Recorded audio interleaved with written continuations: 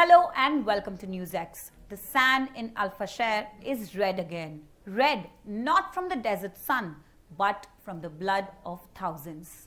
Satellite images released by Yale University's Human Research Lab shows clear signs of mass killings and burials in and around the city. The analysis reveals large dark patches on the ground, consistent with mass graves, and the presence of armed vehicles belonging to the Rapid Support Forces or RSF.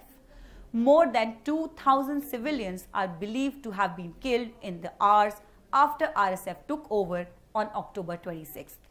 Witnesses said men were separated from their families at checkpoints and executed, while women and children were forced to flee through heavy gunfire.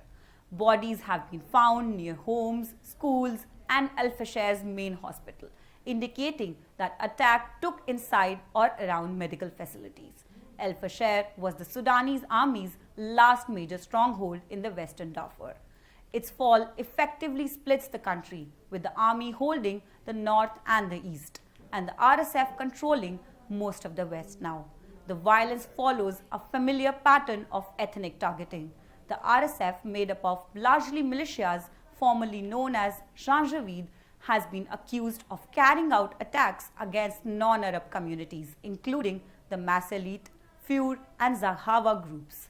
The same groups targeted during the Darfur genocide 2 decades ago.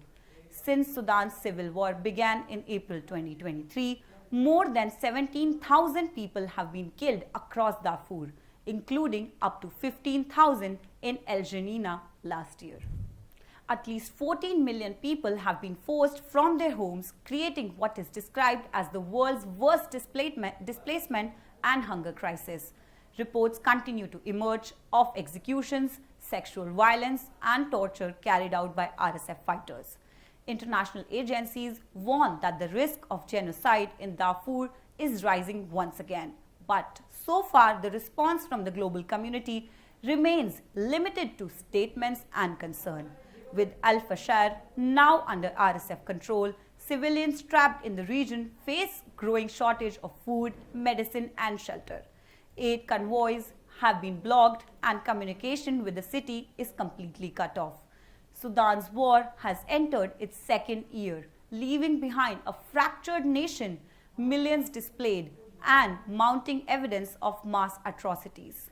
Stay tuned with us as we follow more on this story closely, only on NewsX.